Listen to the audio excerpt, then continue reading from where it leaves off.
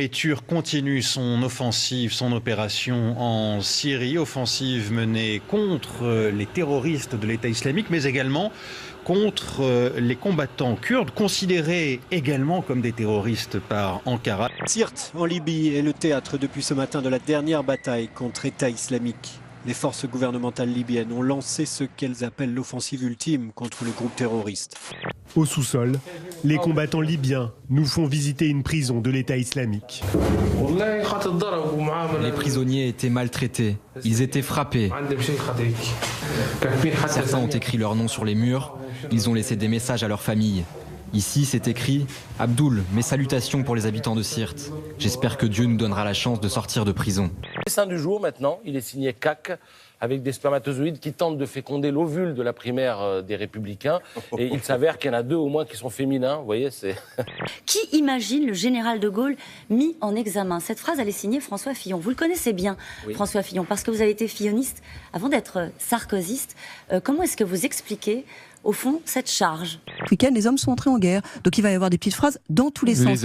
Et le problème, c'est qu'il n'y a pas d'idée vraiment nouvelle. Et donc il y aura tous les jours une petite phrase, elle, nouvelle. Cette phrase prononcée hier a fait beaucoup de bruit, évidemment. Alors je vous pose une question directe. Elle s'adresse à Nicolas Sarkozy? Elle s'adresse à tout le monde. Elle s'adresse à tout le monde. Pourquoi? Oui. Parce qu'on a une dégradation de la vie publique. Il y aurait un parfait ridicule de se déchirer sous les yeux ébahis des Français qui souffrent et qui sont inquiets, pour appeler ensuite, dans un bal des hypocrites, à se rassembler sur une tribune. Donc, je ne critiquerai pas mon ancien Premier ministre, mes ministres, parce que dans 2 mois et demi, il faudra bien qu'on se rassemble pour proposer à la France l'alternance qu'ils attendent. Et qui est mis en examen? Où il y a beaucoup de gens... Nicolas Sarkozy, parmi les candidats. Parmi les candidats à la primaire, il n'y en a qu'un. Oui, des Républicains. Oui, non mais d'accord, mais ne tournons pas autour du pot. Je ne tourne pas autour du pot, je dis simplement que s'il y en a qui sont visés, c'est leur sujet, c'est leur problème.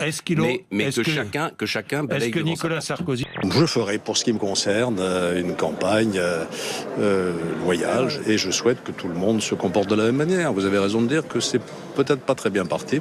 Chez Juppé, c'est un traître. Un traître. Alain Juppé, je pense qu'il est trop vieux. Bruno Le Maire, il est trop jeune. Fillon et Copé, 2 ordures.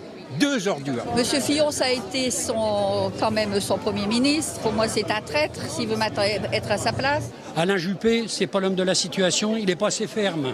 Juppé, non, rien. Il n'y a pas la niaque. Une équipe de 6 scientifiques a terminé sa mission d'1 année à vivre dans des conditions d'isolement similaires à ce que pourrait être un séjour sur Mars.